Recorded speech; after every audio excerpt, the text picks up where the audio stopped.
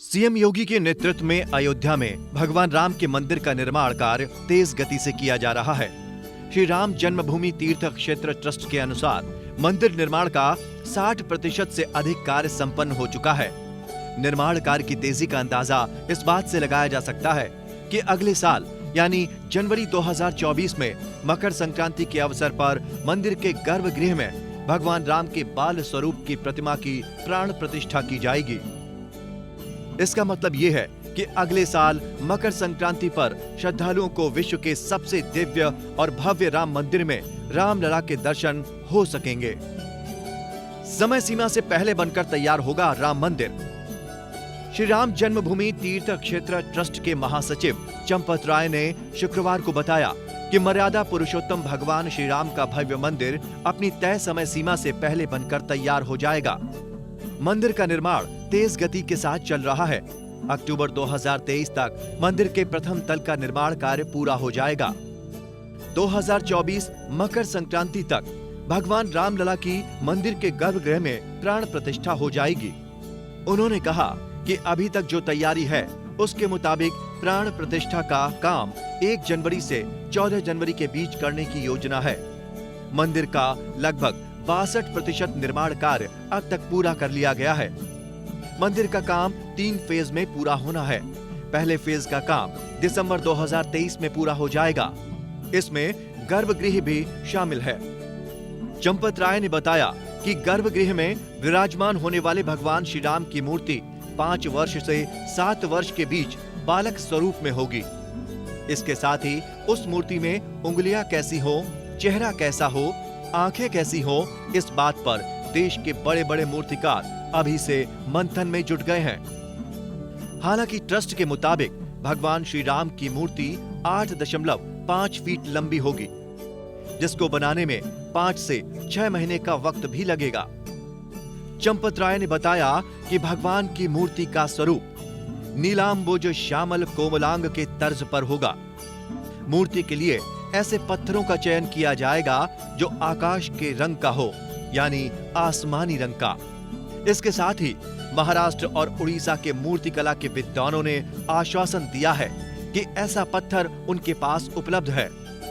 उड़ीसा के पद्मश्री से सम्मानित मूर्तिकार सुदर्शन साहू, वासुदेव कामत और कर्नाटक के रमैया वाडेकर वरिष्ठ मूर्तिकार इसमें शामिल हैं। ट्रस्ट ने अभी इन मूर्तिकारों से मूर्ति का डायग्राम तैयार करने को कहा है। लिहाजा भगवान की आंख से लेकर चरणों तक श्रद्धालुओं को आसानी से दर्शन हो सके, इसका भी वैज्ञानिक अध्ययन कर रहे हैं। इसके साथ ही भगवान रामलला की 5 वर्ष के बालक की खड़ी हुई मूर्ति पर विचार विमर्श चल रहा है। भगवान राम के मस्तक का होगा सूर्य तिलक। चंपत राय के मुताबिक इस बात का भी ध्यान रखा जाएगा कि राम नवमी के दिन भगवान के मस्तक को सूर्य की किरणों का तिलक हो। वैज्ञानिकों ने सुझाव दिया है, उसके मुताबिक रामलला की मूर्ति का मस्तक फ्लोर से 8 फुट 7 इंच ऊपर होना चाहिए, तभी सूर्य के प्रकाश की किरण उस पर आकर पड़ेगी। इसी आधार पर मूर्ति के पेडेस्टल का निर्माण होगा। इसका प्रयोग रुड़की में सेंट्रल बिल्डिंग रिसर्च इंस्टीट्यूट कर रहा है। इसका पहला ट्रायल सफल हो गया है। उन्होंने बताया कि मंदिर के चारों ओर भगवान राम के जीवन के 100 प्रसंगों को पत्थरों में उकेरा जाएगा। एक प्रसंग जिस पत्थर में तैयार होगा वो 6 फुट लंबा और 5 फुट ऊंचा और 2.5 फुट मोटा होगा। गर्भगृह के अतिरिक्त होंगे 5 मंडप। उन्होंने बताया कि गर्भगृह के अतिरिक्त 5 मंडप और होंगे। 3 मंडप प्रवेश द्वार से गर्भगृह की ओर और 2 मंडप अगल बगल होंगे। उन्हें कीर्तन मंडप कहा गया है। गर्भगृह में व्हाइट मार्बल का इस्तेमाल किया गया है। गर्भगृह की दीवार और फर्श भी मार्बल की होगी। गर्भगृह के चारों ओर दीवारें तैयार हो गई हैं। गर्भगृह के चारों ओर परिक्रमा मार्ग भी बन रहा है। सभी खंभों और दीवारों पर करीब 7000 मूर्तियां बनेंगी। इसके साथ ही एक कोने पर भगवती, दूसरे कोने पर गणपति, तीसरे कोने पर भगवान शंकर की मूर्ति होगी।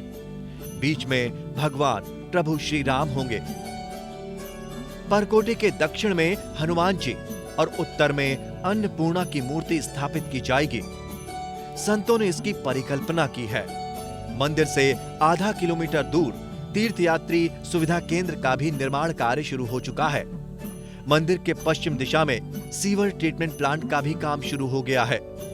मंदिर का मुख्य पावर स्टेशन और सब स्टेशन का काम भी शुरू हो चुका है।